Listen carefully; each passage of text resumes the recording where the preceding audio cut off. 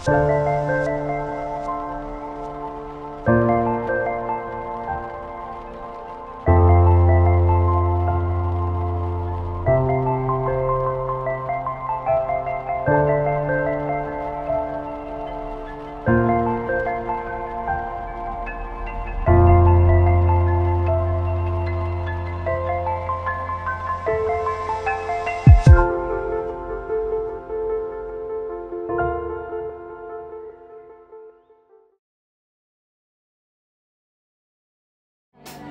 are worthy of it all.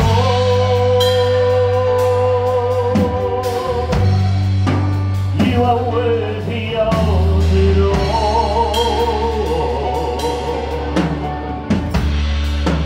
For from you are all things, and to you are all things.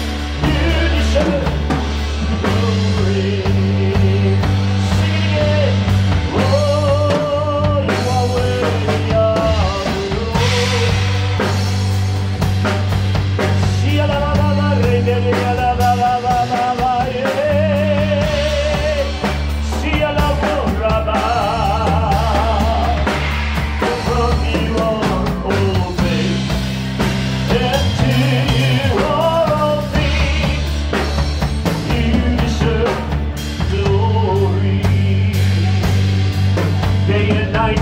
Hallelujah. Yes, God. Day and night, night and day, listen, rise. Day and night, night and day, listen, arise. Day and night, night and day, listen, arise.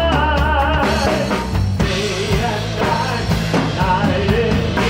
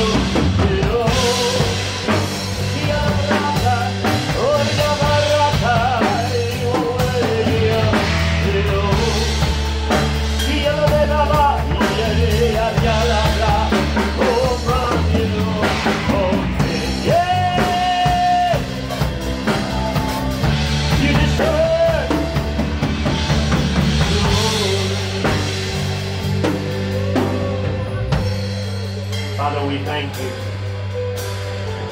You are worthy to deserve all honor and glory. Regardless of what we feel, regardless of what our situation may be, you are worthy to receive honor and glory. Power, might, and dominion. Hallelujah to the King of glory. Praise God. Hallelujah.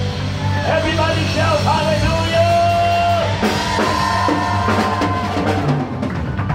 Praise God. Hallelujah. Katulad po ng sinabi ko po kanina, the God that we are serving is a God of destiny. The moment na hindi po natin nalaman ang ating pong destiny at hindi po natin ito nilalakaran, dito po nagkakaroon ng struggle sa buhay. And sometimes magtatampo ka kay Lord dahil sinasabi mo sa iyong isipan, hindi ba nakikita ni Lord ang aking paghihirap? Wow. Isinakikita niya, kaya lang hindi mo makita dahil hindi mo hinahanap yung plano at purpose ni Lord. Sino po rito nagtanong sa atin minsan, ano kaya ang purpose ko? Yes. Naitanong niyo parati yun? Naririnig na natin yung salitang destiny. Pero ang tanong, talaga bang natumbok mo na? Na-discover mo na ba talaga? Dahil kung na-discover mo na, yung purpose mo, ima-maximize mo ang oras mo. But the fact na hindi mo na ma-maximize ang oras mo to serve the full potential ng purpose, kasi hindi mo pa nadidiscover talaga. Okay?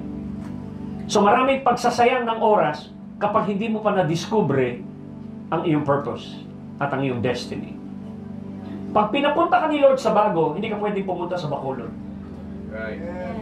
Maraming tao, ang destiny nila na nakaplano kay Lord, papuntang Bago. Nag-ikot papuntang Bacolod hanggang Escalante, hanggang San Carlos, hanggang Dihulmaan, hanggang umikot, hanggang napunta ng Mabinay, papuntang Dumaguete. Tapos saka pa lang siya napunta ng Bago. So, ano nasayang mo ron? Oras, panahon, gasolina. Bakit? Kasi hindi mo alam yung pathway ng destiny mo.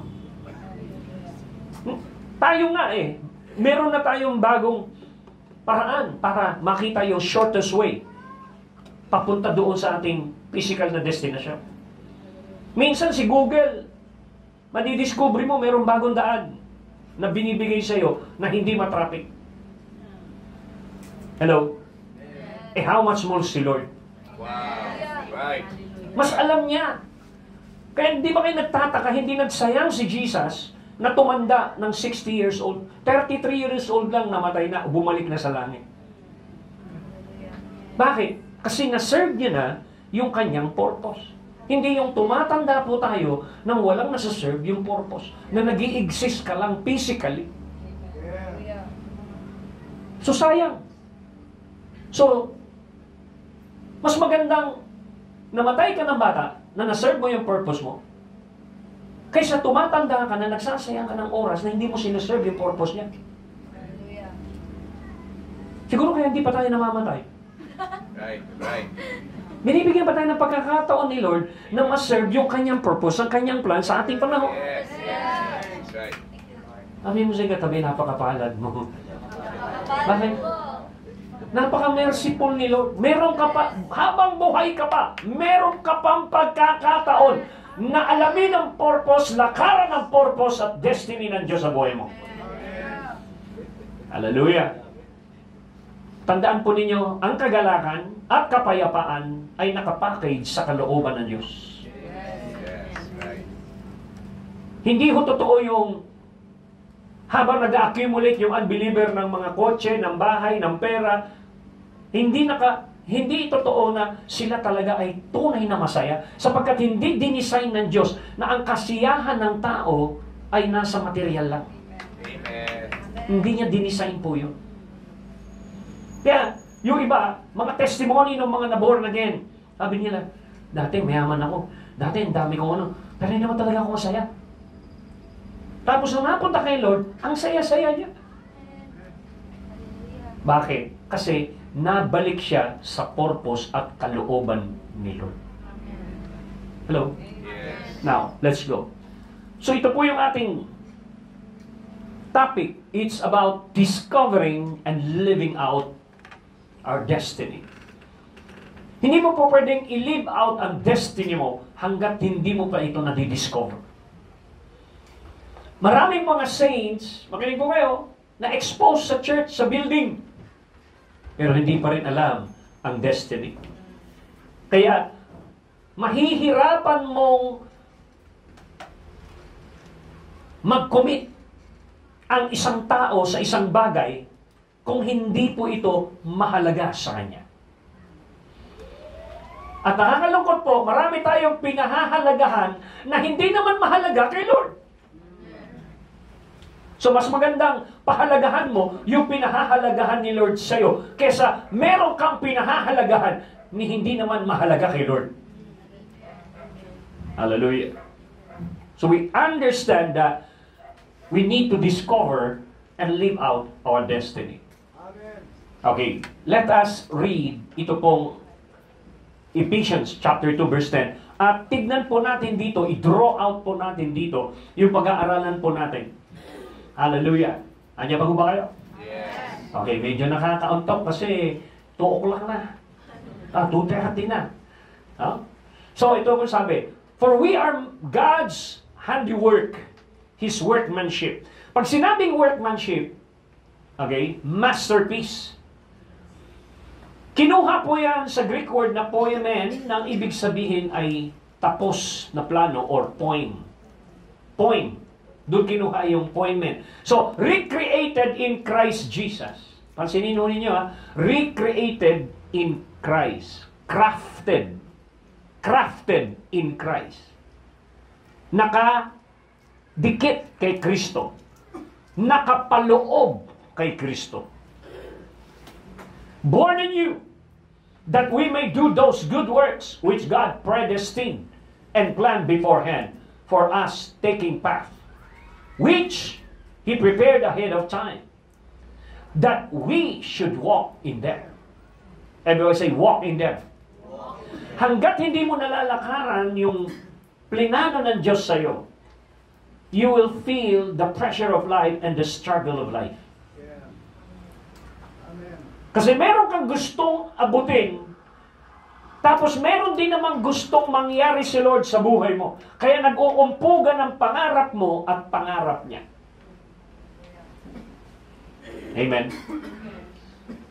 So that we should walk in them, living the good life. Bakit good life? Kasi good God ang nagplano. Good God ang sumulat ng buhay mo. So which He pre-arranged and made ready for us to live.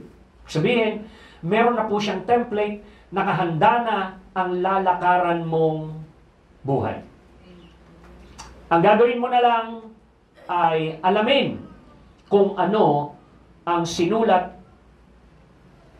na script ni director sa buhay mo. Kung si Lord ang director, meron siyang narrative, meron siyang script na sinulat para sa'yo. Ngayon, ikaw yung artista. So isipin mo, ikaw yung artista, tapos na ang pelikula ng buhay mo, at ang sumulat ng buhay mo ay si Lord. Praise God. Nandiyan ba kayo? Sino dito nanonood ng pelikula ni Fernando Po Jr.? Di ba? Alam Pastor Mario. Alam mo yung mga Muslim, gustong-gusto nila yung ano yan. Alam nila, kailangan sa dulo, panalo siya. Yes. Ang pelikula ni Daking, laging panalo sa dulo. Hindi nila matanggap na ang bida nila sa dulo patay. Kailangan ang bida nila sa dulo buhay. Kaya si Jesus, ang dulo ng istorya niya, akala natin namatay, pero nag-resurrect, buhay na buhay. Hallelujah! Amen? So may twist kay Lord. Namatay siya, nalungkot tayo, pero 3 araw lang. Pero muling nabuhay. Uy! At ngayon ay hindi na pwedeng mamatay. Siya'y buhay na buhay. So bawat isa sa atin ay merong tapos nang isinulat na pelikula ang Diyos. Ang sabi niya, aartehan mo na lang. At ang sasabihin sa iyo ng direktor, ha? Okay, ito na senaryo mo ngayon, ha? Action! Yan. Anong klaseng buhay mo at that particular week, at that particular month, and that particular quarter in a year? Hello? So, para maintindihan mo yung buhay na gano'n. Ngayon, pag wala kang alam doon sa script ng buhay mo, hindi mo napapansin na ang dyablo, mayroon din siyang sinusulat na buhay mo. Na hindi mo rin alam na doon kanya dadalhin. Dahil hindi mo alam yung script, bibigyan kita ng script, ganitong gawin mo.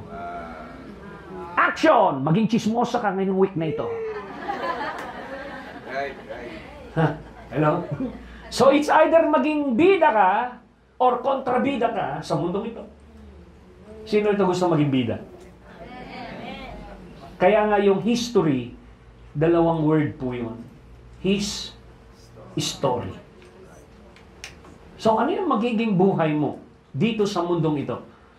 Na ang plano niya sa atin is for us to glorify Him. We were created for His glory, according to Isaiah 43, verse 7. So dito po, sa verse na ito, na sinasabi rito ng Panginoon, meron na siyang pre-arrange, made ready for us to live, which God predestined. Ayan. Ibig sabihin, may template na. Tapos na. Now, tingnan po ninyo ito pa. Isa pang verse. Sa TPT translation, the Passion Translation Bible, we have become His poetry. Yun po yung ibig sabihin ng workmanship. A recreated people that will fulfill the destiny He has given each of us. For we are joined to Jesus, the Anointed One, even before we were born. God planned in advance our destiny and the good works which the good works we would do to fulfill it. Sabi mo sa katabi, tapos na ang plano. Sabi ko sa iyo, doon sa kwento ni Lord, as yung mga script na binigay niya sa iyo, ang isinulat niyang script sa iyo ay napakaganda. Amen. Ngayon, bakit pumapangit? Alam nyo, isa lang naman, para gumaganda yung buhay mo, para maging bida ka, kailangan merong kontrabida. May mga kalaban sa istorya. At yun yung mga demonyo, pati na si Satanas. Di ba? Most ng pelikula ngayon, may away, may barilan, may patayan. Pero sa dulo, may bida. So makikita po natin na ang ganda ng istorya ni Lord sa bawat isa sa atin. Sa sobrang ganda, bakit hindi mo nagawang bigyan ng panahon at effort para hanapin? Di ba? Ilang tao sa mundo ngayon na nag-iisip at nagtatanong, ano ba purpose ko sa buhay? Kakain lang ba ako, matutulog, mag-aasawa, mag-aanak, magpapaaral ng anak, magiging lolo, magiging lola, mangungulubot, then mamamatay na. Yun lang ba talaga ang istorya ng buhay ka? Ano ang contribution mo sa kingdom na sinasabi ng Panginoon? So, meron pang isang verse. Okay. Psalm 139, verse 60. Ito naman yung sinabi ni David. Sabi ni David, your eyes saw my unformed substance. And in your book, all the days of my life were written before ever they took shape. When as yet there was none of them. Verse 17 to 18, how precious it is, Lord, to realize that you're thinking about me constantly. I can't even count how many times a day your thoughts turn toward me. And when I waken in the morning, you're still thinking of me. Yung direktor ng buhay mo, mayat maya, gabi-gabi kang iniisip. Iniisip niya yung magaganda niyang mga plano na dapat mangyari sa buhay mo. Hello? Kaso nakaamoy ka ng kape, na-distract ka.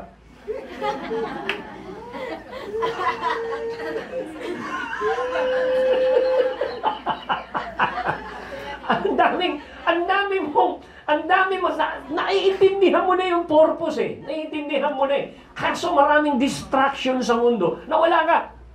Nakikipag-compete ka sa mundo, nakikigaya ka doon sa mga taong successful na akala mo yung definition ng success, magkaroon ng isang bahay, magkaroon ng kotse, may pera sa bangko, nakapag-aral ang mga anak, and then sinasabi mo, nag-abot ko na ang pangarap ko, it is a success. Wow. Pero that is not the definition of success.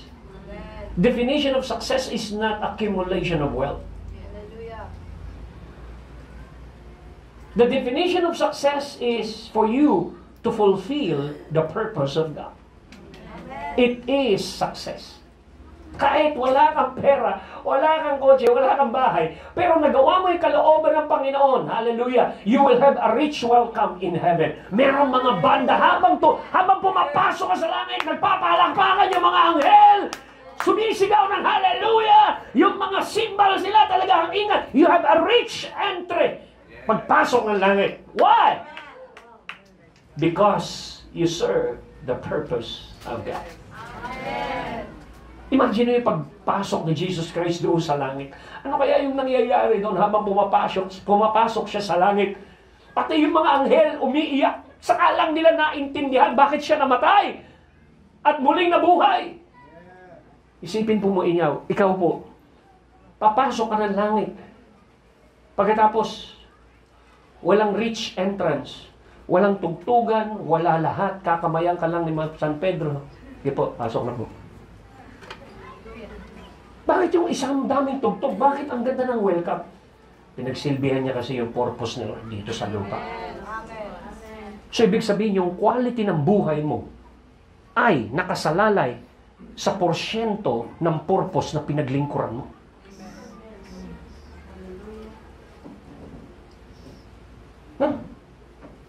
So, ibig sabihin, yung quality ng buhay mo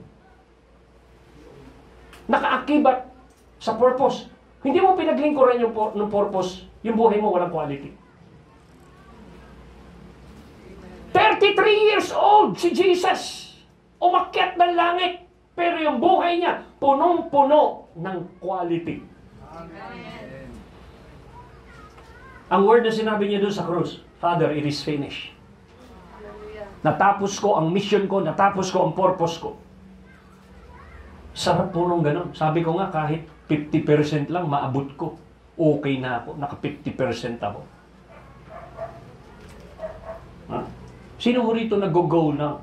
Lord, gusto kong kahit man lang 50% o 60% o 100%. May potential na pwedeng maabot. Hindi ba tayo minsan nangangarap na, Lord? Kung si Pedro ay yung kanyang anino nakapagpagaling ng may sakit, ano kaya purpose mo sa akin? Meron ka bang inihanda sa akin na mas matindi pa? Si Jesus mismo nagsabi, the works that I do, you shall do also, and even greater things than this. Nasa isip ni Lord, gumalaw ka ng greater things than this. Nasa isip niya yun. Kaya lang, sa sobrang lalim ng ating kultura sa mundo, hindi natin alam kung paano lakaran ng destiny. Ayaw nating alamin ang lalim ng purpose. Ayaw nating madiskubre. Hindi tayo nagbibigay ng effort para madiskubre natin yon. Ang binabigyan natin ng effort, makinig ko kayo, yung orientation ng mundo, kung paano natin nakikita ang ibang mga tao sa kanilang mga temporary success at accumulation of wealth. Paano ba siya nagtagumpay ng ganyan? Nag-aral, yung iba nagpunta nag-Japayuki. Yung iba naging OFW. Tapos pagbalik dito, bumili ng bahay. So iba-iba yung istorya ng mga tao. Paano silang dumating doon sa material things na mostly yun ang definition nila ng success. Kaya tuloy, ikaw na Kristiyano, na hindi mo alam yung purpose ni Lord para sa iyo, inggit na inggit ka doon sa mga taong walang relasyon kay Lord. Meron kang relasyon kay Lord. Alam nga naman, pumangit ang buhay mo kaysa sa kanila. Kung babasahin mo yung Psalm 73, ang nakalagay doon, muntik na akong mawala kay Lord, muntik na akong madulas. Bakit? Kasi kinumpare ko ang sarili ko. Tinanong ko, why the wicked prosper? Hanggang sa nagpunta ako sa sanctuaryo ng Diyos at doon ko naintindihan kung ano ang tunay na comparison, na ang comparison pala ay hindi kung ano ang meron silang materialhi at wala akong materialhi. Ang tunay palang comparison ay kung saan ang destiny nila. Ako'y papunta sa iyo, sila'y papuntang impyerno. Kaya sabi rito, how precious it is, Lord. Pansinin po niyo, wala ka pang katawan. Sabi niya, your eyes saw my unformed substance. Hallelujah. Wala ka pang katawan, nakita ka na niya. And in your book, all the days of my life were written. Ibig sabihin, nagkaroon siya, bawat isa sa atin dito ay binigyan ng scroll, sinulatan ni Lord ng poem, tinapos ni Lord ang isang narrative para sa iyo. Praise God, di yata ba yung masaya? Alam mo ba kapag ito sa business, pag walang purchase order, walang o-order, ibig sabihin walang business. Pero kapag ka merong umu-order, halimbawa tindero ka, may umu-order ng bigas, may umu-order ng asukal, may umu-order ng gasolina, ibig sabihin, pag araw-araw may umu-order, may business. Correct? Pero pag walang order, walang movement, walang business. Correct? So, sino nagbibigay ng order? Si Lord. So, pag walang in-order si Lord sa'yo, walang movement sa buhay mo. Sabi sa book of Proverbs, a righteous man may fall 7 times, but the Lord will lift him up. The walk of the righteous is like a sun in the dawn, na habang umaandar yung araw, paliwanag ng paliwanag yung araw. Hello? So makikita natin dito, out of this verse, kung i-meditate po ninyo ito, isipin na po ninyo lahat ng pinakamagandang pwede nyong isipin, mas mataas pa ang iniisip ni Lord para ron. Because my thoughts, sabi ni Lord, are not your thoughts. My ways are not your ways. As the heaven is higher than the earth, so are my ways are higher than yours. Hallelujah.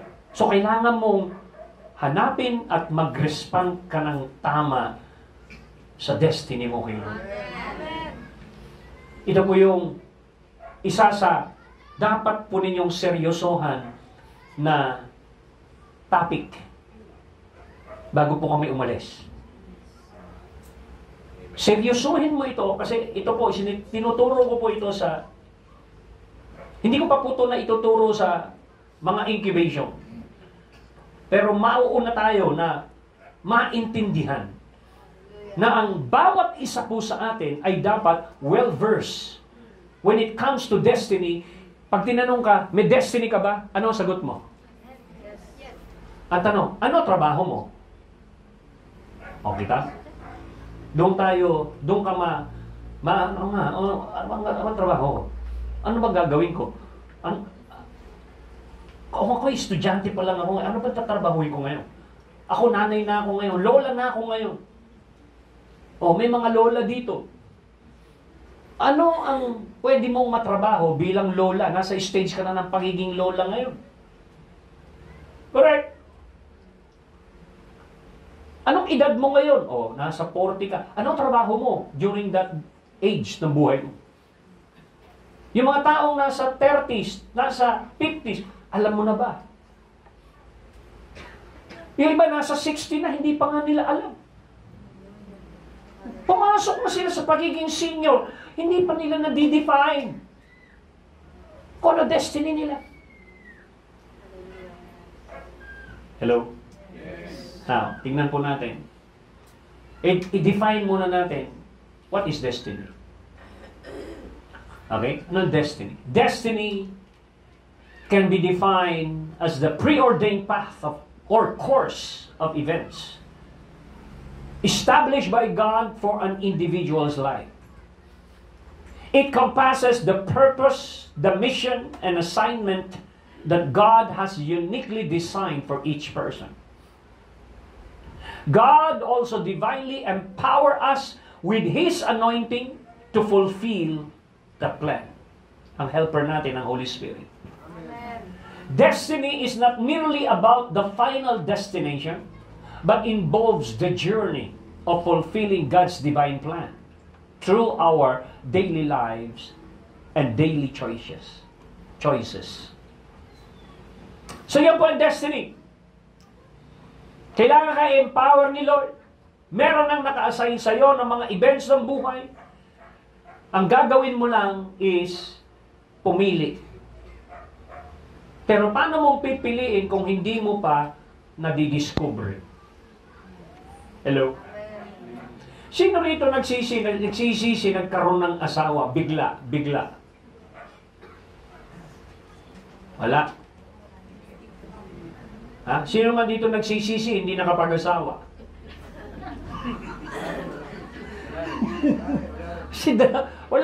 Wala. Ha?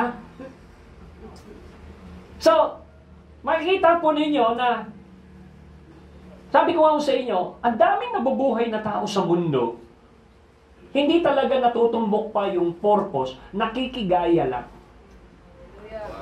At ang utak nila ay, yung capacity ng kanilang pangunawa sa buhay ay base sa kanilang mga na-attain na edukasyon. Siguro inisip nila, pag nakapag-aral ako, mas gaganda buhay ko. Alam niyo, ang daming mga politiko nakapag-aral, miserable buhay. Ang yayaman ngayon, pero miserable buhay. Sino rito gusto ang buhay niya maging katulad ng buhay ni Trillanes? Tasan ka? Ha? O kaya, buhay niya, buhay ni Gloria Macapagal. Buhay ni, Noynoy Aquino. Ayaw mo, ay yayaman no. Naging presidente pa yun. Ba't ayaw mong lakaran? Kasi nakita mo, naging pangit ang buhay nila. Hello? Ganyan na ba kayo? So meron ko kayo naintindihan po ngayon? Sana pagkatapos nitong topic na ito, wala nang malungkot. Kasi isa sa source ng kalungkutan ay yung hindi mo alam kung ano destiny mo. Wow. Isa sa source ng frustration ay hindi mo alam kung ano direction mo sa buhay. Ha? So what is destiny? Destiny can be defined as the preordained path or course of events established by God for an individual's life. It encompasses the purpose, the mission, assignment that God has uniquely designed for each person. So God also divinely empower us with His anointing to fulfill that plan. Makinig ko kayo, kapag ka natutumbok mo ang plano ng Diyos, papaboran ka ng Diyos at ang Holy Spirit ay lalo kang palalakasin. Pero pansinin po ninyo, pag wala ka sa kalooban ni Lord, lalo kang manghihina, hindi ka pwedeng suportahan ng Diyos ng kalakasan kung ang direksyon mo ay mali. Hallelujah. Minsan kasi, pupunta tayo kay Lord. Lord, pwede mo bang i-bless yung plano ko? Plano mo yan eh. Hindi ko naman plano yan. Ba't ko i-bless yan? Right. Ano sinabi ng Panginoon? Many are the plan in man's heart, but only the purpose of God will prevail. So, ibig sabihin, hindi mo po pwedeng sabihin, Lord, i-bless mo plano ko. Titignan niya muna yung kanyang purpose kung yung plano mo nakalinya sa purpose niya. Kapag ang plano mo wala sa purpose niya, hindi mabibless yung plano mo kahit gaano kaganda. Right. So dapat alamin mo muna yung purpose niya, then draw out the plan out of His purpose. Para hindi po masayang ang oras mo, ang buhay mo, ang panahon mo na nabubuhay dito sa mundong ito. Hello?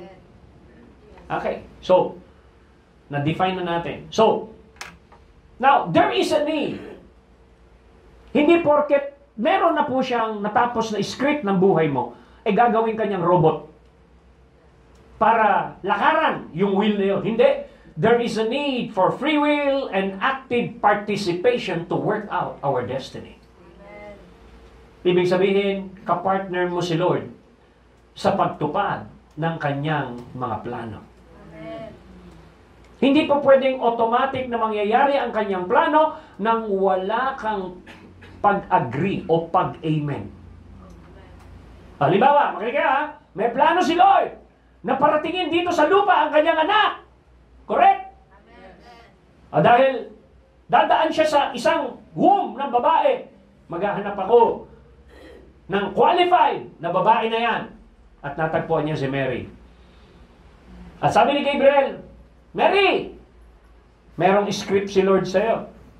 Bakit? Dahil itong darating na panahon ng buhay mo, hanggang 33 years, ay merong plano si Lord sa buhay mo.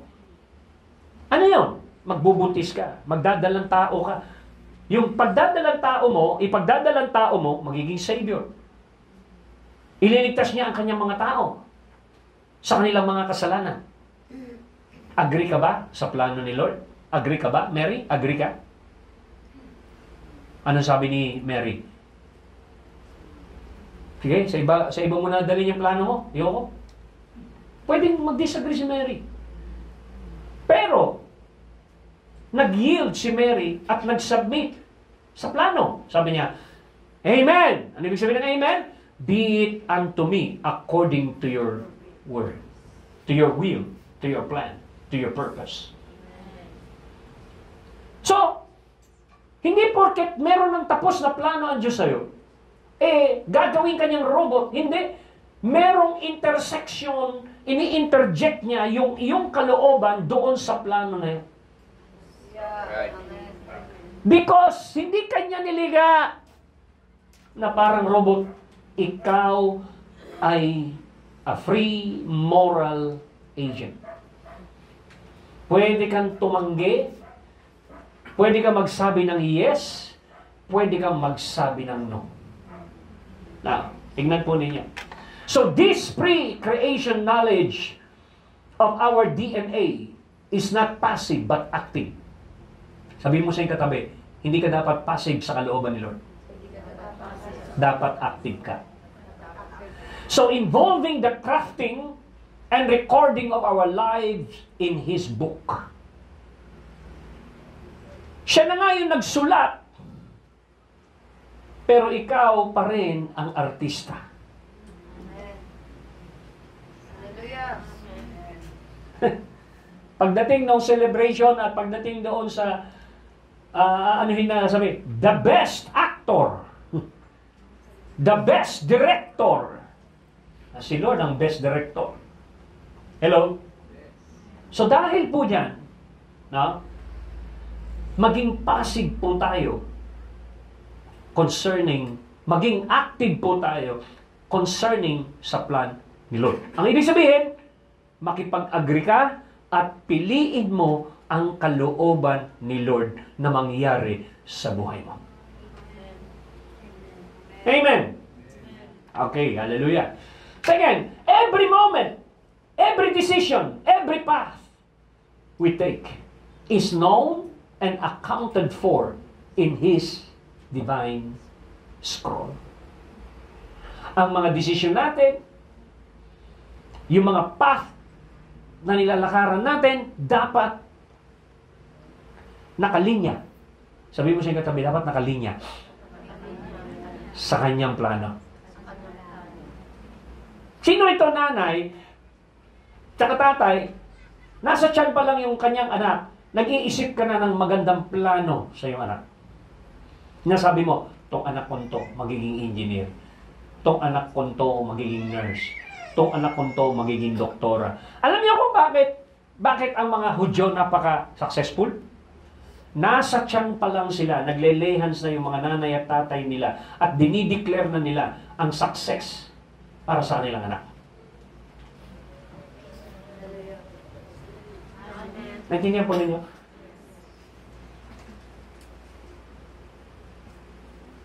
So makikita po natin na napaka-importante na nakalinya po tayo sa purpose ni Lord. So living out God's plan from His book, from His scroll na sinulat niya sa iyo, likely the place of living in the greatest sense of significance. Ang pinakamatinding buhay. Bakit significant ang buhay mo dito sa lupa? Hindi dahil sa may kotse ka, may pera ka, o sikat ka. Hindi yon ang nagbigay ng significance ng buhay mo. Ang nagbigay ng significance ng buhay mo ay nilakaran mo ang sinulat na plano ng Diyos sa buhay mo. Kaya naging significant ang buhay mo. Hello? Praise God. So our destiny scrolls are a reflection of His perfect will.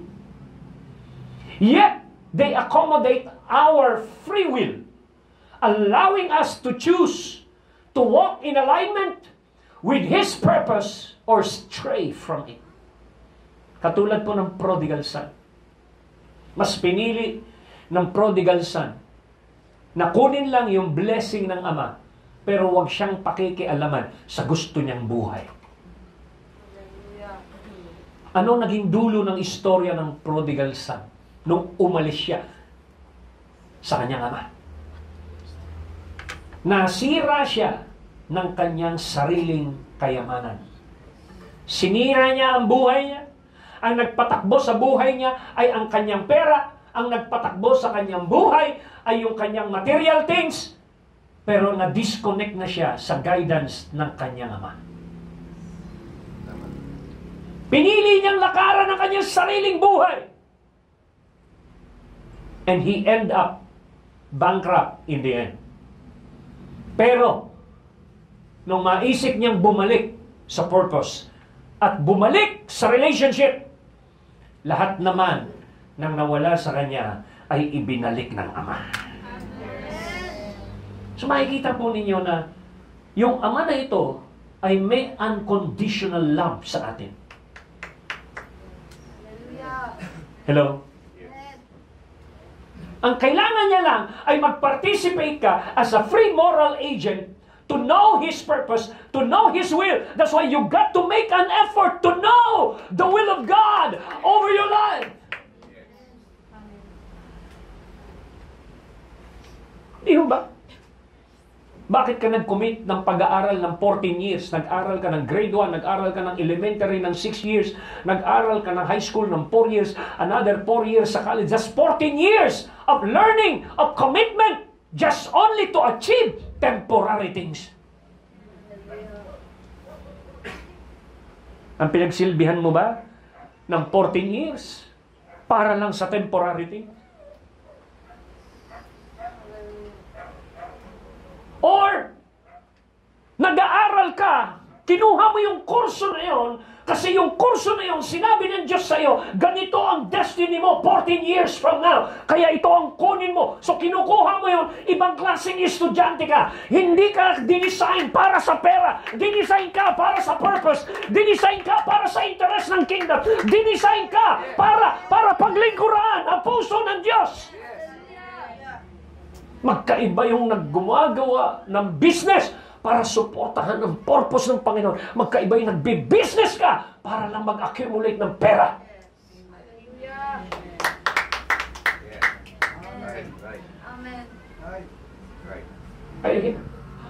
Magkaiba yung estudyante na nag-aaral para sa personal dream. Magkaiba yung estudyante na nag-reveal si Lord sa kanya. Bilang estudyante, sa estudyante pa lang niya, alam na niya kung ano purpose. Kukuha ko ng ganito. Kasi ito pala magiging influensya ko dito sa education, sa community, sa iba't ibang parte ng society. Kaya pala ako pinapakuha ng ganito. It's not for money, it's for purpose. Kaya pag hindi mo naintindihan yan, makikipag-compete ka lang sa mga tao sa paligid mo na walang Diyos. Na ang akala mo, yun yung orientation ng success. Hindi po.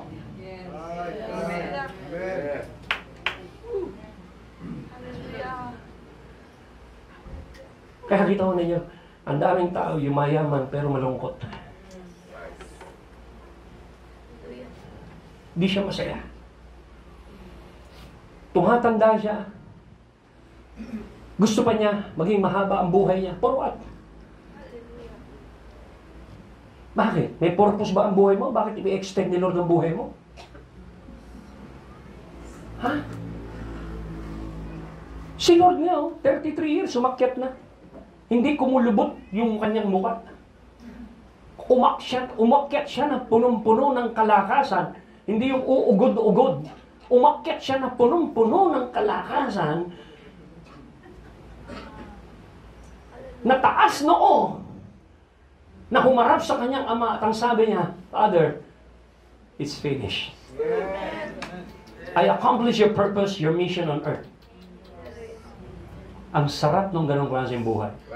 Tapos, in 33 years, sitting pretty ka na ulit, uupo ka na aloy dun sa trono mo. Nakaupo na si Lord sa trono. Sitting pretty na siya. Ay, sarap. Tapos ikaw, wala kang purpose sa earth. Gulo-gulo ng buhay mo. Ganun lang si Lord sa'yo. Hindi natututo. Nagmamasdan ka.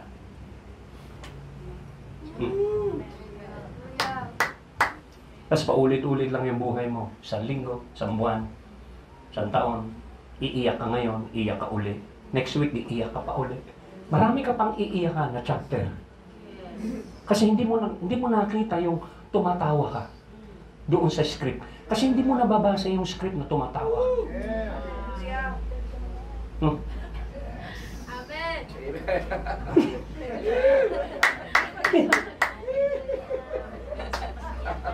Yan para bang pagka nandun ka sa madilim na challenges ng buhay, pag nandun ka sa madilim na challenges ng buhay, nag-e-emote ka. Sana. Marami kang sana. Ha? Di ba sarap ng buhay na masaya? Na pwede naman mabuhay ng masaya eh. Pero yung kasiyahan na yon nakapackage sa kalooban ni Lord. Pansinin nyo nung nawala sa kalooban ni Lord, yung prodigal son, sa una lang siya masaya eh. Pero pagdating sa dulo, hindi na talaga siya masaya. Yung kasiyahan niya, dinidefine lang habang may pera siya. Nung nawala na yung pera niya, hindi na siya masaya eh. Kayo, pag nagpupunta ba kayo rito, o nagpapasaya ba sa inyo yung tatanggapin nyo kay Lord na pera? O yung ma-reveal niya ang kalooban niya sa'yo, tapos naintindihan mo yung purpose mo, nalalakaran mo for the next 20 years ng buhay mo rito sa mundo ito. Na magkakaroon ng significance ang buhay mo, ang pera mo, ang oras mo, ang panahon mo, ang lakas mo na pinagsisilbihan at masatisfy ang purpose niya.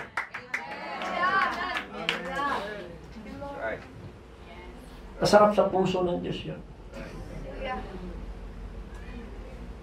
Kasi habang nalalagyan ka ng edad, hindi na di-define yung purpose mo, palungkot ka ng palungkot, tapos palayo ka ng palayo, nagbabalak kang magpakaalayo-layo kay Lord.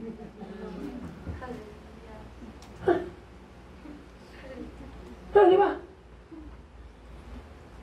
Ba't mag-abroad ka? Kikita ka pera?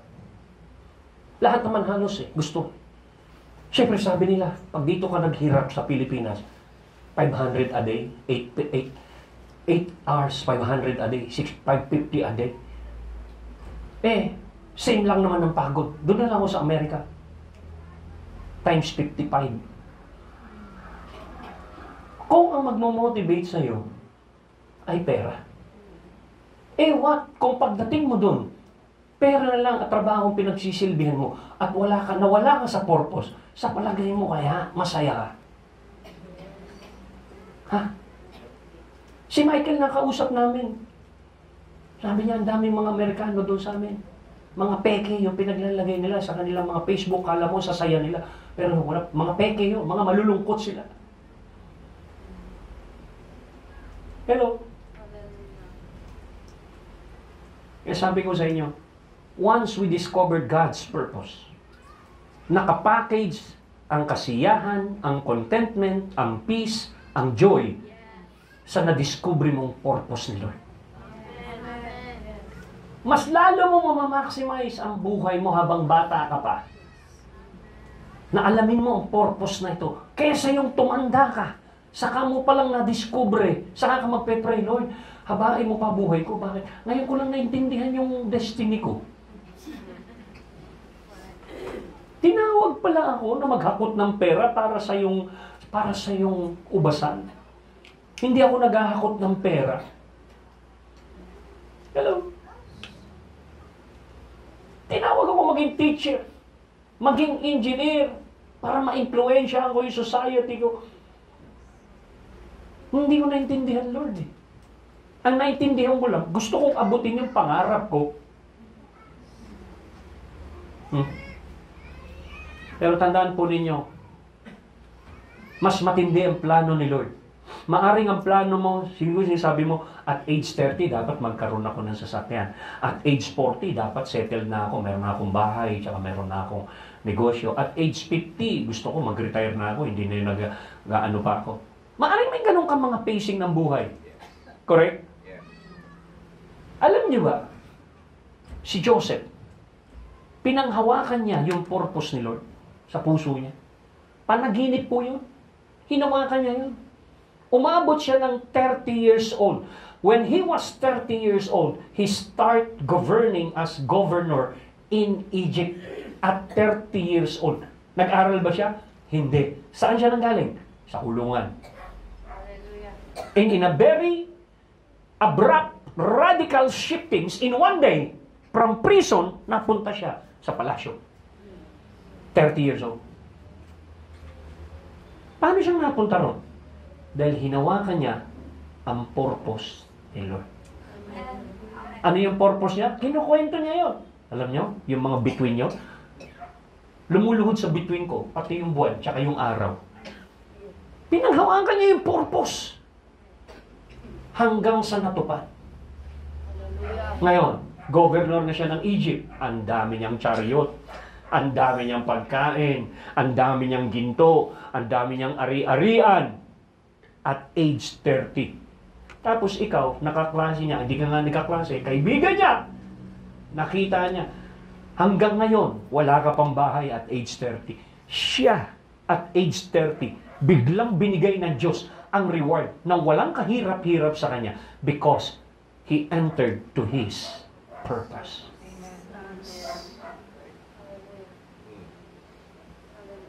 Amen. Yes. Sino rito gusto na mangyari po yung seek ye first the kingdom of God and righteousness, and all of these things shall be added unto you. No? Yung pong paghihirapan po ninyo ay idadagdag lang sa'yo. Ano yun? Yung pangarap mo na age 30, magkaroon ng kotse, age 40, magkaroon ng bahay, age 40, ganito. Hanggang, yun po ay idadagdag lang sa'yo. Parang yung plano ni Lord, isang buong kalaki na ganito, tapos yung pangarap mo, yun lang. Kaso nangyari, yung mga tao, nagpo-focus sa tuldok na yon, ayaw lakaran ito. Pero kung lalakaran mo ang buong ito, added unto you lang yung pangarap mo. Hallelujah. Hindi yata masaya yung iba. Okay. Now, pansinin yung sinabi ng Panginoon sa John 15 verse 5. Sabi niya, John 15:5 states, I am the vine. Jesus saying, I am the vine, you are the branches. If you remain in me and I in you, you will bear much fruit. For apart from me, you can do nothing. So pansinin po ninyo, siya raw yung puno, tayo yung sanga. So ibig sabihin, yung partnership ng puno at sanga, kailangan mag-agree silang dalawa para ma-display yung bunga. So kung hindi makikipag-agree yung sanga, paano siyang magbubunga? Kung hindi siya mananatiling committed na nakadikit sa puno, paano siyang magbubunga? Kaya pansinin po ninyo yung tao. Natikman niya si Lord. Sarap! For a while lang. Pang isang buwan lang. Pero, hindi siya nagtuloy-tuloy ng relationship niya kay Lord. So what happened? Hindi nagbunga. Hallelujah. Bakit? Halimbawa, sanga ka. Ito yung sanga. Ito yung sanga. Na-distract ka. Umalis ka sa puno. Kumabit ka doon sa casino. Palagay mo, magbubunga na. Ang daming kinakabitan. Diba?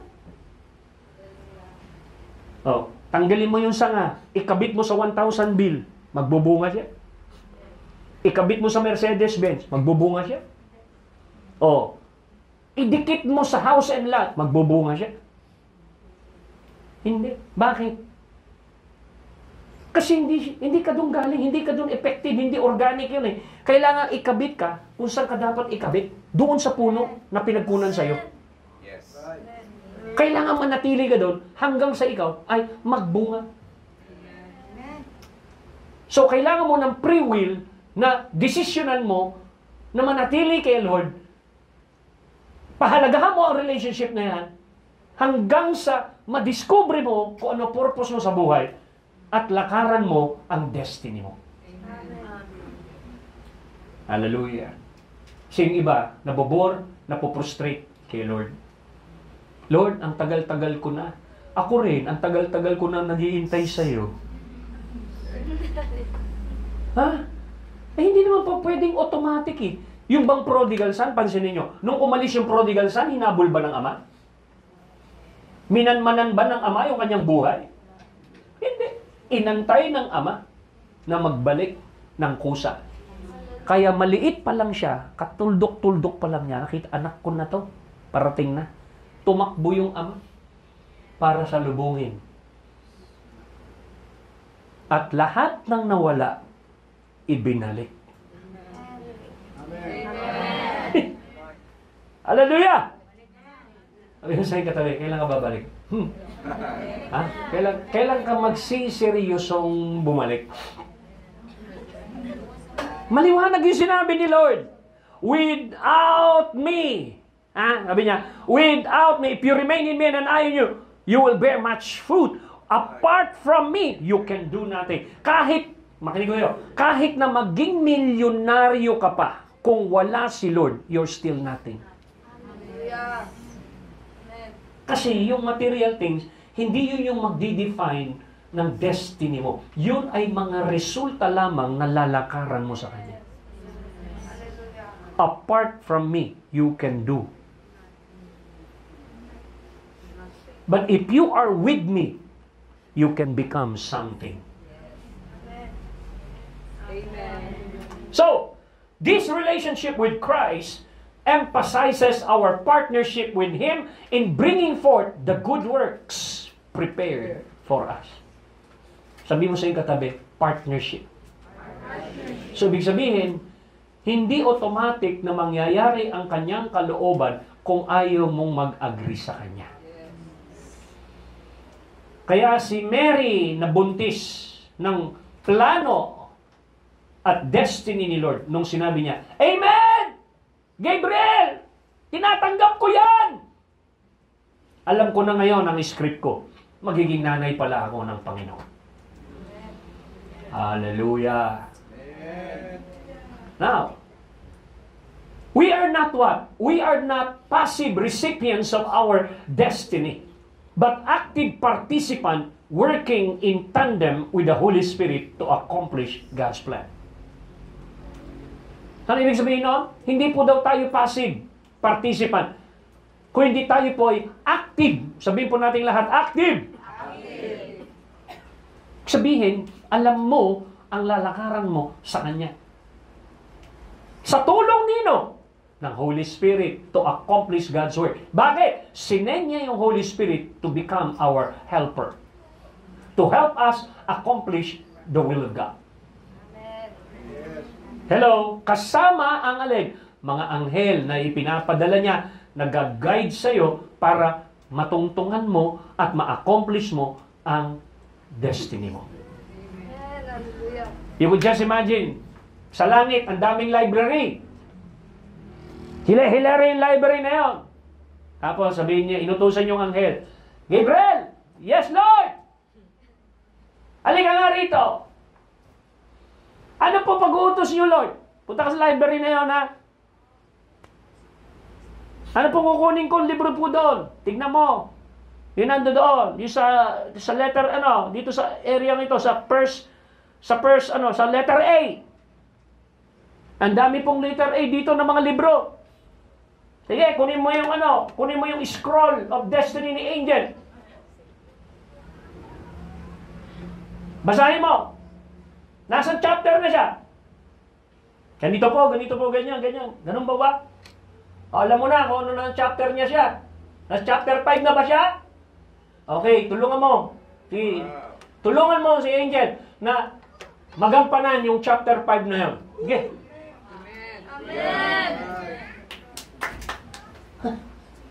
Hindi niyo ba na-imagine yung gano'n? Anong sabi niya sa Psalm? He sent His angel charge over you. May naka-charge na anghel sa'yo, hindi para maging titignan ka lang. Hindi, gagabayan ka. doon sa pathway of destiny at obedience mo. Na habang nag-o-obey ka, aktibo yung mga anghel na alalayan ka para hindi ka madulas sa iyong pagtahak sa iyong destiny.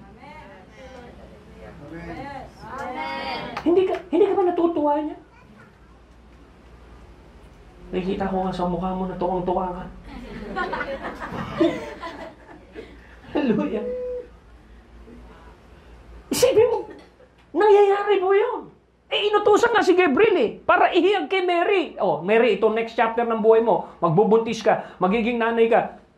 Amen! Sabi ni Mary.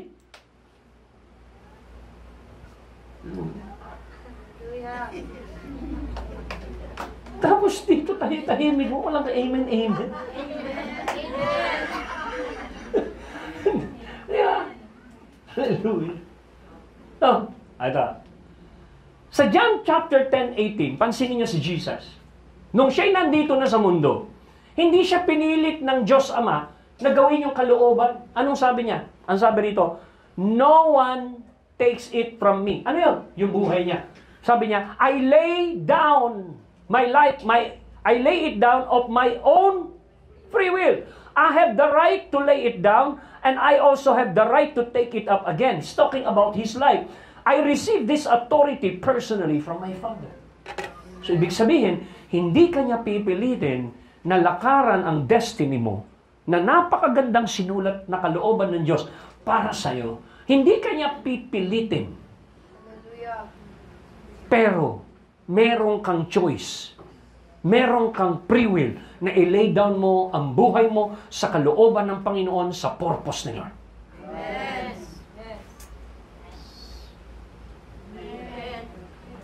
Tapos nung nagpe-pray na po siya sa Gethsemane, nung nandun na siya sa point of destiny dahil magiging savior na siya, ito po yung kanyang ginawa. Ano sinabi niya?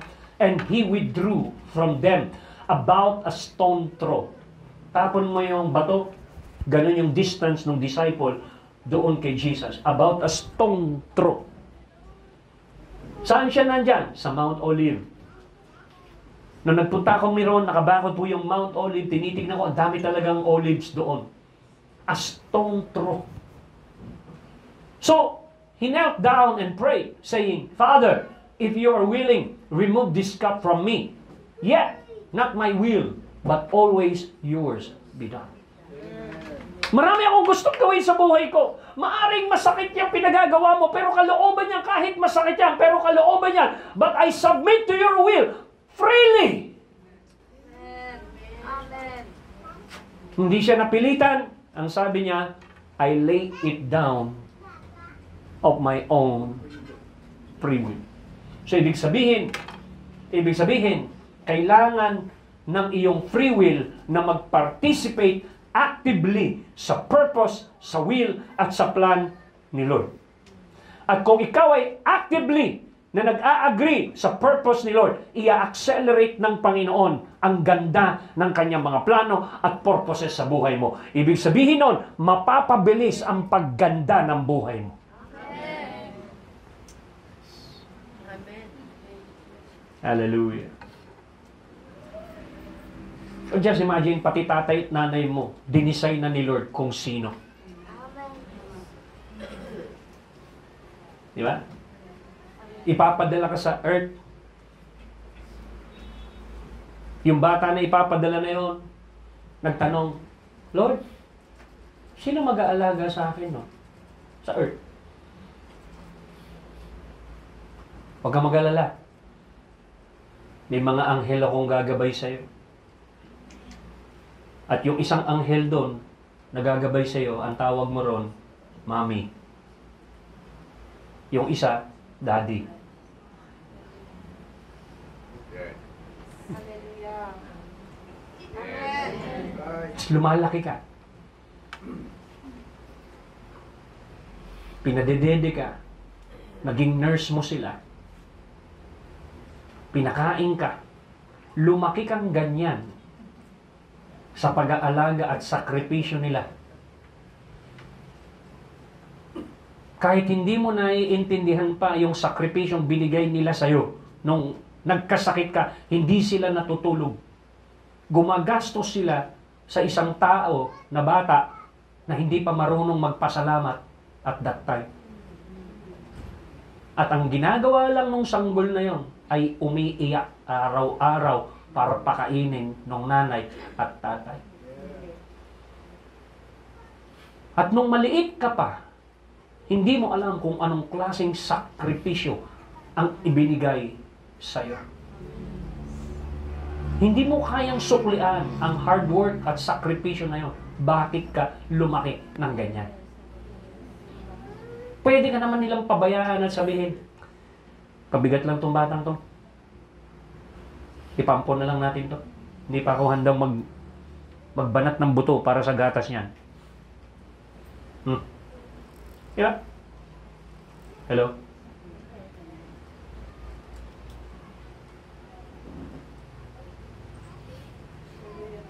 Tapos hahanapin mo yung ibang karakter ng nanay at tatay na yan sa ibang pamilya. Dahil nakita mo, ganun yung tatay niyo, ganun yung pamilya niyo, ganun. Bakit mo kino-compare yung nanay at tatay mo, nakakulangan ng nanay at tatay mo, doon sa nagsakripisyo sa'yo?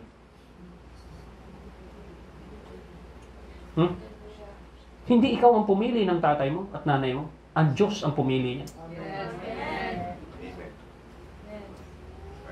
So hindi ka po pwedeng magmalaki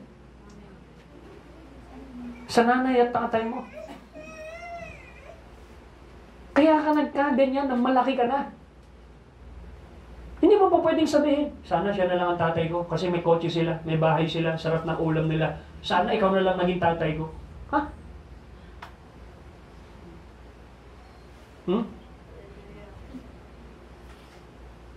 Ganun ba?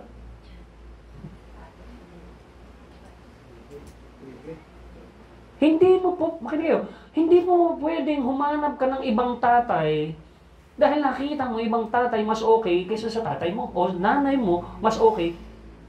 Mas okay nanay ng kapitbahay ko. Pwede ba ako mag-apply na anak? Ganun ba yun? Kayong mga anak na nandito, pag-aralan yung tanggapin kung sino ang tatay at nanay niya.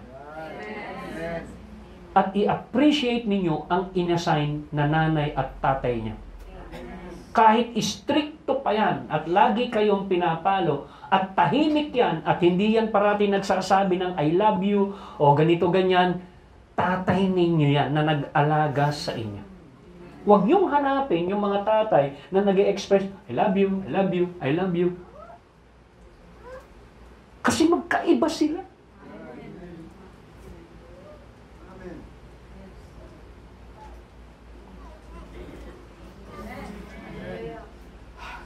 Naintindihan nyo? Magkakaiba tayo. Kung lahat tayo pare-parehos, ano mangyayari? Parehas tayo ng mukha, parehas tayo lahat ng personality, lahat. Ano mangyayari? Hindi mo ko ma-appreciate. Hindi mo ma-appreciate yung stricto, hindi mo ma-appreciate yung mabait. Imagine mo kung lahat tayo pare-parehas ng mukha, hindi tayo magkakakilala. Ikaw ba si ganito? Ba't parehas tayo ng mukha?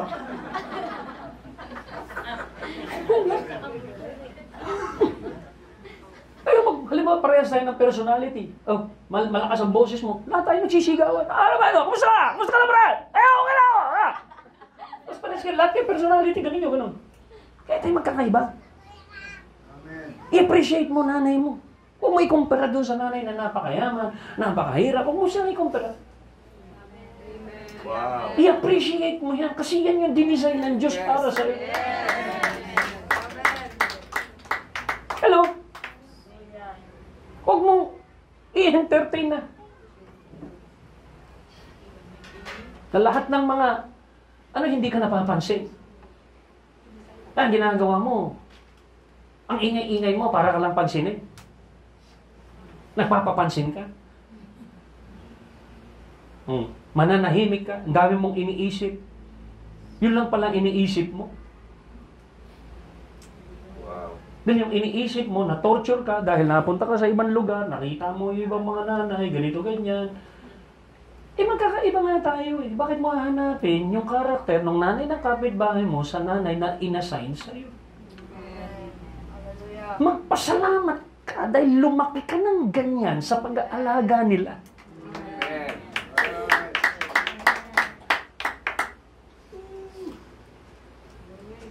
Hindi mo may pagpapalit yun. Hello? Kasi merong nakadesign na purpose ang Diyos. Bakit ganun ang nanay mo? Bakit ganun ang tatay mo? Kasi nakapackage ang kanilang personality to mold your character. Wow. Hallelujah. Amen. Di ba? Sino ito merong naiintindihan ngayon? Amen. Kasama yun sa detail ng purpose at destiny na nakasulat sa isang libro na ang tawag Scroll of Destiny. Amen. Eh kung ikaw si Jesus, tatay mo si Lord. Anak! Ano po yun, Ama? Itong susunod na chapter ng buhay mo, dudugo ka. Papaluin ka. Lagyan ka ng koronang tinik. Susuntukin ka. Iiwan ka ng mga disciple mo. Hahagupitin ang likod mo. Ipapako ka sa krus. Itong week na ito, ha? Itong week na yun, ha? So, ka makikipag-usap ka. Yan ba ang plano mo sa akin, Ama? Pwede mo sabihin, ano ba kita? Bakit dinudugo mo? Bakit sinusuntok mo? At pinabayaan mo ako na lagyan ako ng koronang tinik? Bakit? Ano ba plano mo? Bakit dudugo ang likod ko? Sagutin ka nila, bakit dudugo ang likod mo? Anak, kailangan dumugo ang likod mo. Bakit? Kung hindi dudugo ang likod mo, hindi sila gagaling.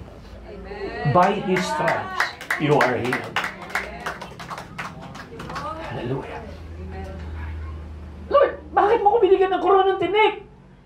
Kung hindi ka lalagyan ng koronang tinik, anak, hindi matatanggal ang tinik ng kawalan ng kapayapaan sa buhay nila. Just as the chastisement of our peace was laid upon Him. Amen.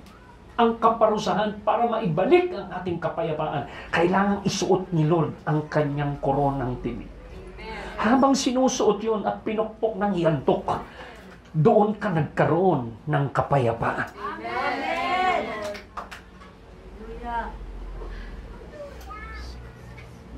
Yun po yung pag-ibig ni Lord. Kaya't nung nandun na po siya sa destiny na yun, he start intensifying in prayer.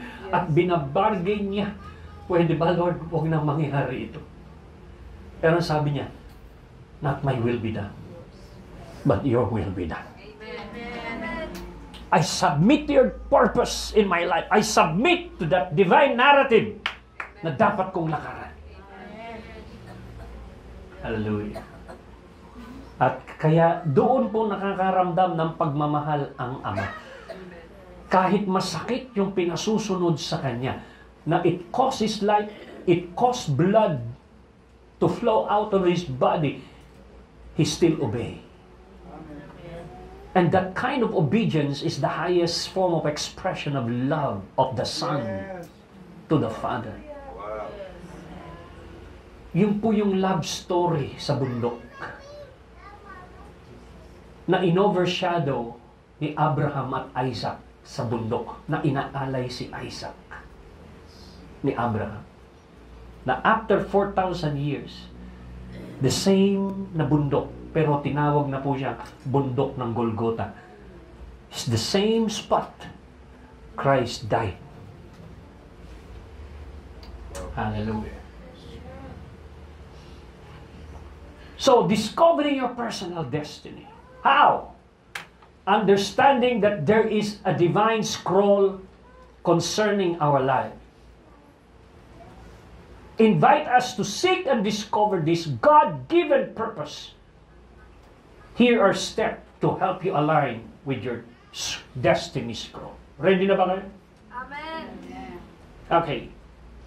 Paano mo madidiscover yung personal destiny mo? Number one, you got to establish your intimacy with God. Kailangan meron kang malapit at malalim na relasyon sa Diyos. Aalagaan mo yan. Hello?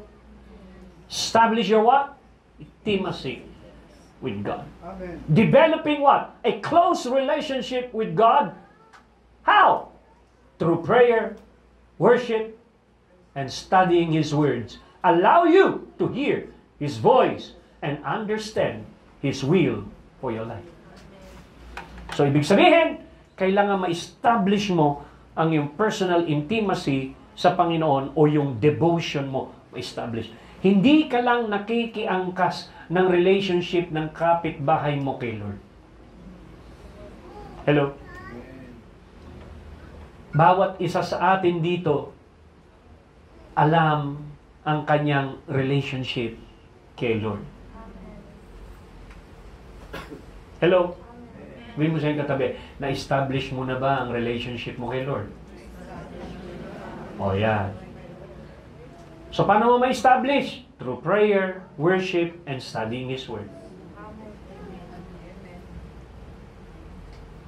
Kaya nga, ang unang commandment, love the Lord with all your heart, with all your soul, with all your strength.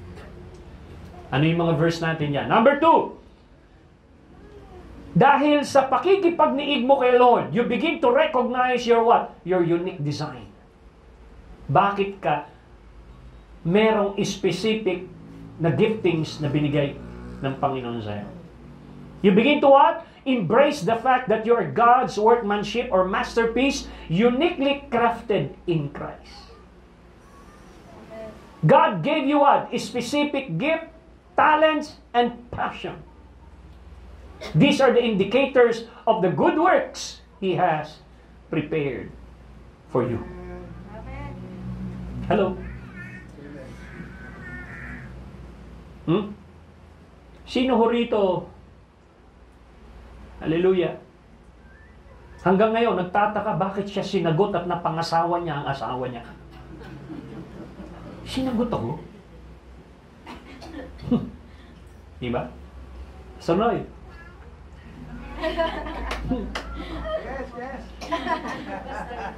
Yeah. Saray rin. Diba? Dinisaya ng Diyos siya. Diba? Beri mo, di ba? Napaka... Nag-aido ka na, ha? Di mo.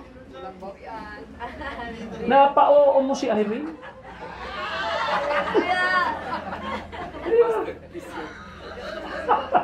Bakit? Destiny. Hallelujah. Di ba?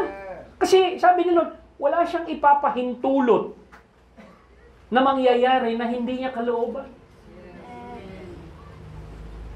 Yan ba? Amen. So you are uniquely crafted with specific gifts. Meron kang gift. Na-discover mo na anong gift mo? Ano talents mo?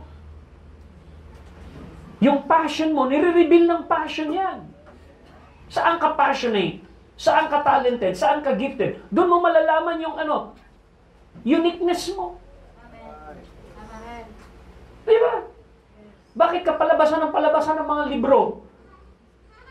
Ay, baka isang araw gusto ka talaga ni Lord na maging teacher.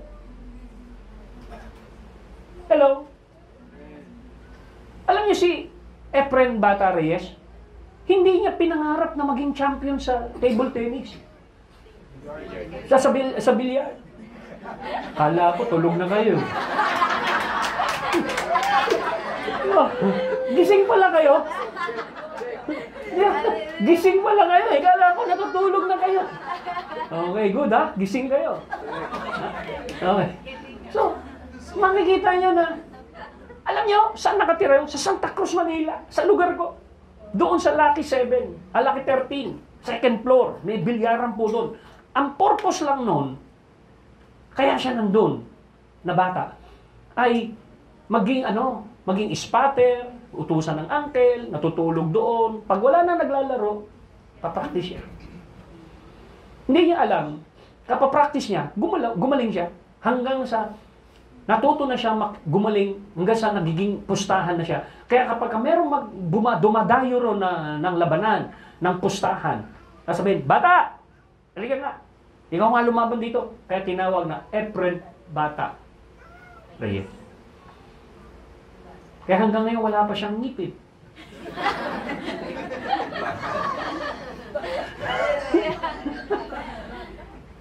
pansinin po ninyo. Ha?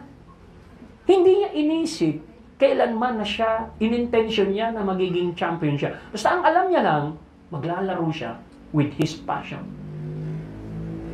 May buong YouTube na puno ng kanyang buhay. Puro bilyan.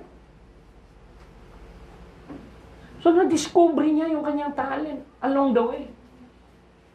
Passionate siya na maglaro. So, whatever you are passionate, kung saan ka merong passion, doon ka merong hinihint ni Lord sa'yo. Yan yung gift mo. Diyan ka gagaling. Hello? May passion doon sa Manila. Gusto niya lang mag-restore ng sasakyan. Sobrang tiyaga niya na mag-restore ng sasakyan. Nakakilala siya.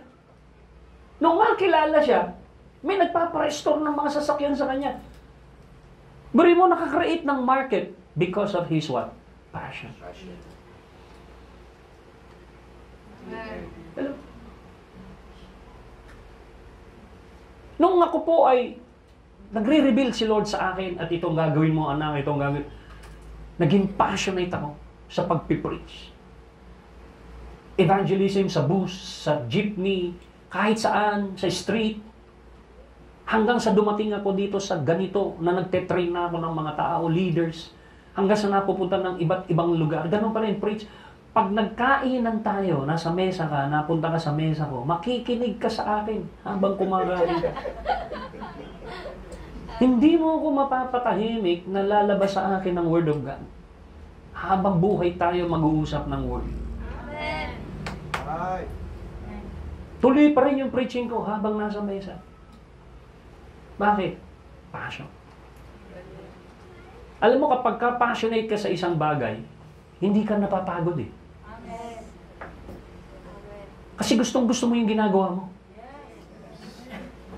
Amen. Eh ikaw, hindi mo gustong makinig. Ako gusto ko mag-preach. Hindi tayo magsasama ng matagal.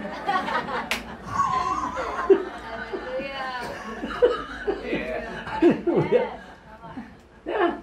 So, mangyayari dito eh. Paano maaraman yung given uniqueness mo, gift, talents, and passion kung wala kang ugnayan o intimacy kay Lord? Hello? So, ito yung sinabi ng Panginoon sa Jeremiah 29:11. Ano sinabi niya? I know the plans I have for you, declares the Lord. Plan to what? Prosper you and not to harm you. Plans to give you what? Hope and a future. So, binigay si Hope.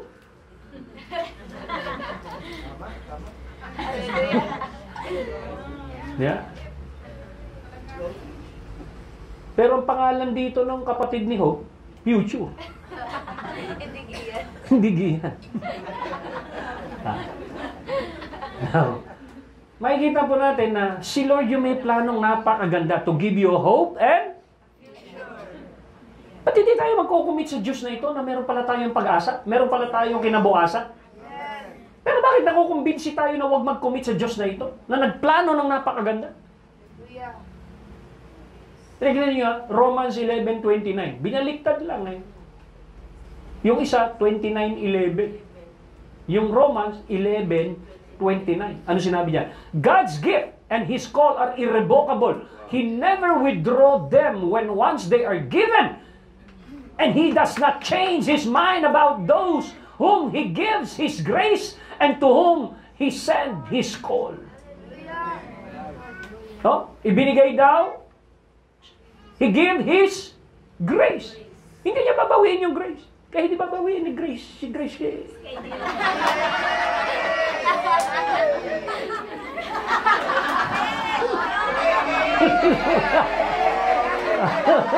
Ayun, no?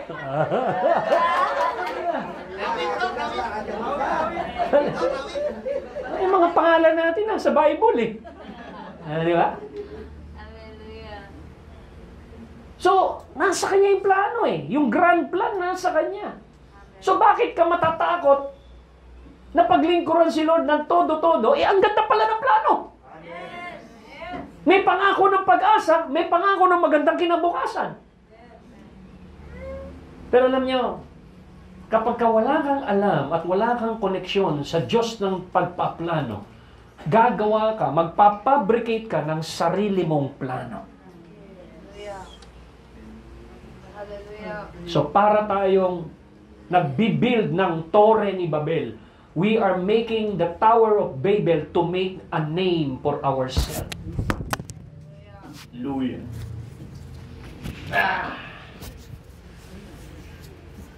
So, lahat tayo na nandito ngayon, praise God, ay maunawaan po natin yung ating pong determined commitment kay Lord.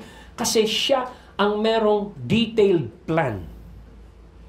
Sabi mo sa iyong katabi, pagkatiwalaan mo si Lord. Pagkatiwalaan mo si Lord. All the way!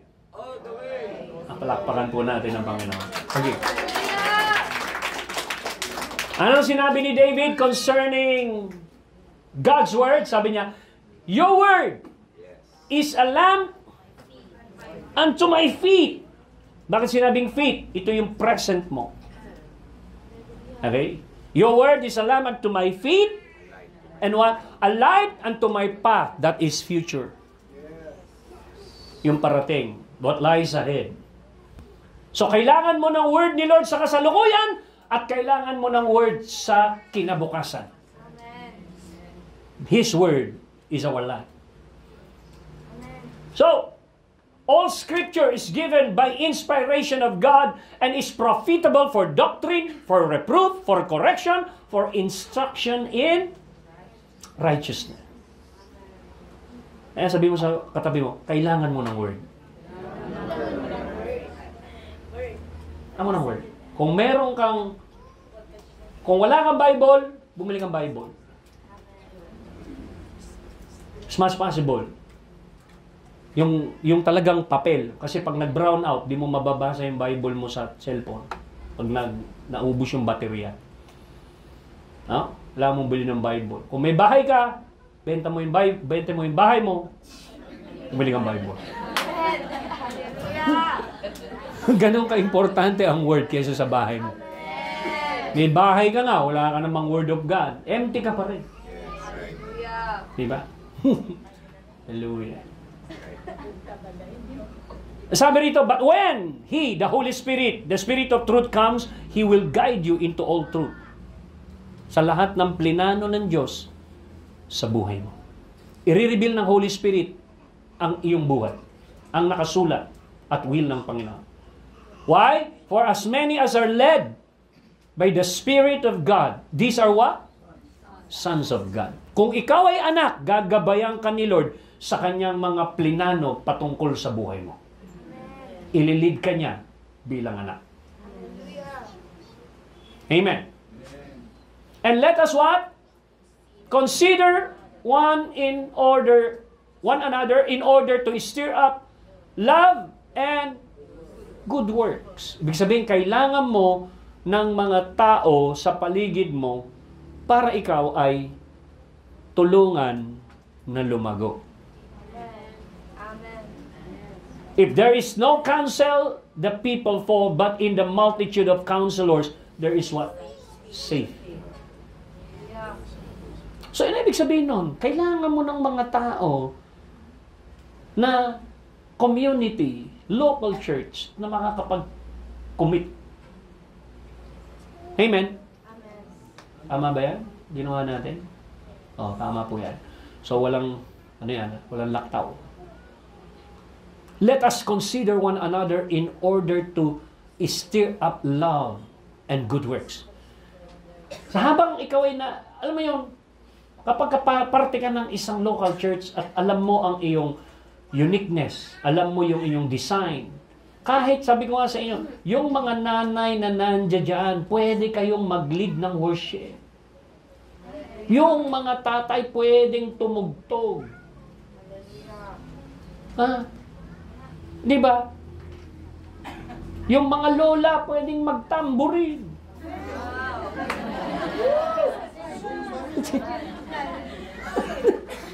Diba?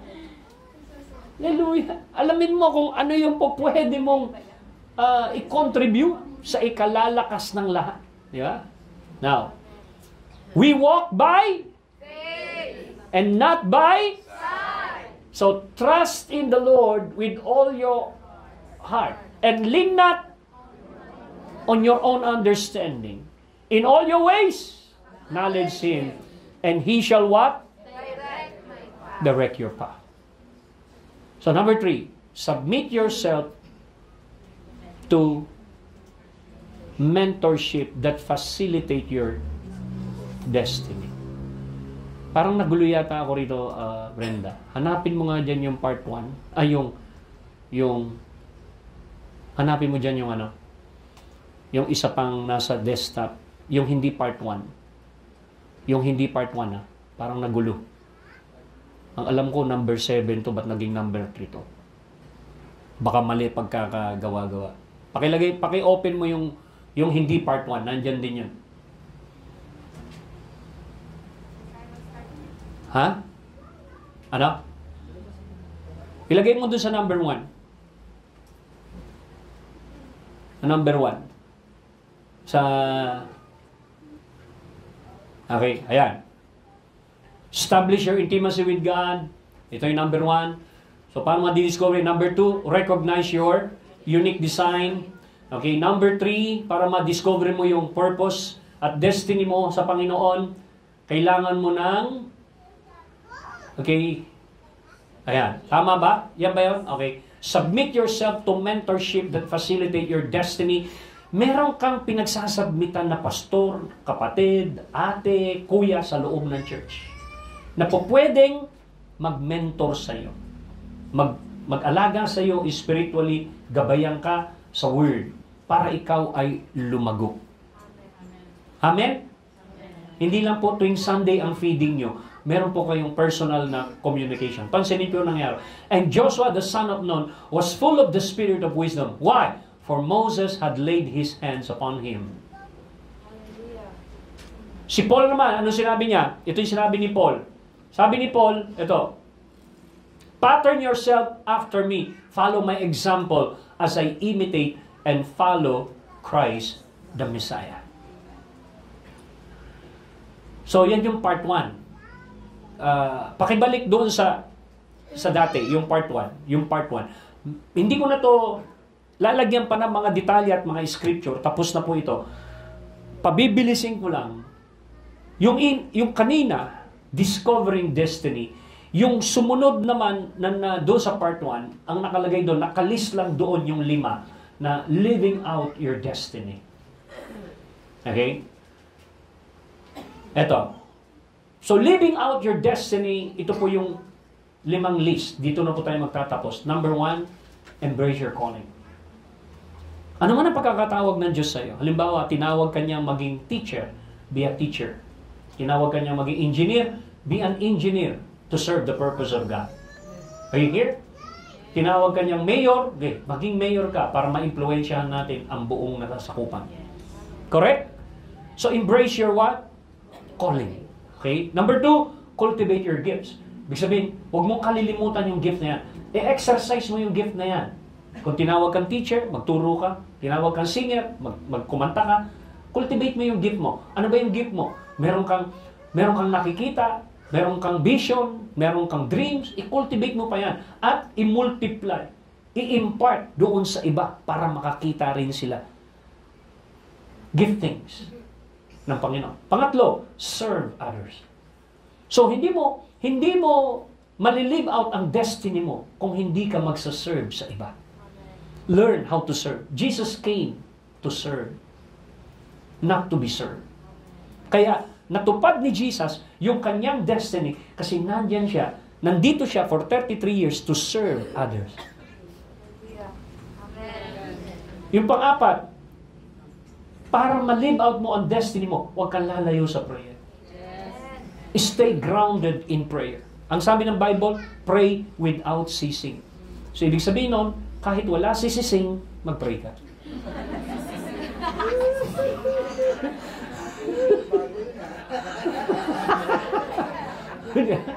Pray without ceasing. Kasi kapag nag-aantay ka ng kapartner mo para ma-encourage ka, matuto kang mag-pray kahit wala sisising. Hallelujah. At higit sa lahat, yung panlima, remain open to God's leading. Bakit? Kasi may binubulong na yung Holy Spirit sa'yo kung saan kanya gagamitin, ano ang sasabihin mo, saan ka pupunta. May leading ang Holy Spirit. Okay? So, hindi ko na-explain yung bawat isa dyan kasi haba po tayo, abutin tayo siguro ng panibagong 2 oras. So, siguro sa susunod na lang yan. At least, sino po rito naintindihan na kailangan mo ma-discover yung destiny mo? Kailangan mo rin ma-live out yung destiny mo. Amen. Amen. Amen. Sino ito maraming natutunan? Amen. So, ibig sabihin, meron po tayong dapat gawin na action plan. So, yung intimacy natin sa Panginoon, priority natin yan. Yung word ng Panginoon, priority natin yan. Yung prayer meeting natin sa church, priority natin yan. Yung commitment natin sa local church, priority po natin yan. Amen. Kasi, pag hindi po natin inalagaan yung ating pong sarili, wala po tayo doon sa community family natin as local church. Hindi po tayo lalago. Para tayong mga tao na pakalat-kalat sa kalye at walang mga address, walang bahay. So that's why we need local church like this. Para maalagaan po natin, ma-secure natin, ma-mature natin, at ma-hone natin ang mga giftings and callings ng Panginoon sa ating buhay. Amen? Palakpakan po natin ang Panginoon. Okay. Hallelujah. Mamaya-maya, siguro, ay magpe-praise and worship tayo. But let us thank God first. Pasalamatan natin ang Panginoon. Hallelujah, Lord. We give you praise. Lord, we thank you for your teaching. We thank you for understanding. Thank you, Lord, that it's so important na kami po, Panginoon, ay matulungan ng Holy Spirit na ma-discover pa namin. Lord, unlock, give us insight to the calling of God upon our life. At sa mga giftings at regalo ng Holy Spirit na may unlock sa aming buhay. O Diyos, ang mga bagay na ito. Ikaw po ang patuloy na manguna. Let the wisdom of God be upon us. Hallelujah. We give you praise. We give you thanks. Salamat, Panginoon. Pinili mo kami. Salamat, Panginoon. Ikaw ang direktor at sumulat ng narrative at plano sa aming buhay. Because you are a good Father. Meron kang isinulat sa amin na napakagandang pelikula ng buhay. At doon sa pelikula ng buhay na yon, you're expecting us to obey, to act on your will, so that we will glorify your name. We say yes to your purpose and to your plan. We say yes to your will, oh God. Hallelujah. Give us, Lord, that desire to seek you, to know you. Ang sabi mo, Panginoon, even in times of Jeremiah, you will learn, you will begin to seek me, and you will find me if you seek me with all of your heart. Lord, ikaw po ang patuloy na manguna. Salamat, Panginoon, sa bawat isa sa amin na narito. Thank you, Lord, for the gift of life. Na kami po, Panginoon, ay patuloy na mag-i-stir up at magpapatatag ng buhay ng bawat isa at magpapaalala ng iyong mga plano sa aming buhay. In Jesus' name we pray. Amen. Palakpakan po natin ang Panginoon. Hallelujah. Meron akong kanta rito na luma na. Ang title is, I Have a Destiny. Siguro bago mag-pray si Pastor Noy about communion, gusto kong kantahin natin ito. Okay? Alam mo na? I have a destiny I know it shall fulfill. I have a destiny on a city on a hill. I have a destiny. It's not an empty wish, but I know I was born for such a time as this. Sing it again. I have a destiny. Yes. I have a destiny. I know shall fulfill. Do you believe it? I have a destiny and a city on our head. Declare. I have a destiny. It's not enough to wish for. I know I was born for such a time as this. Second stanza.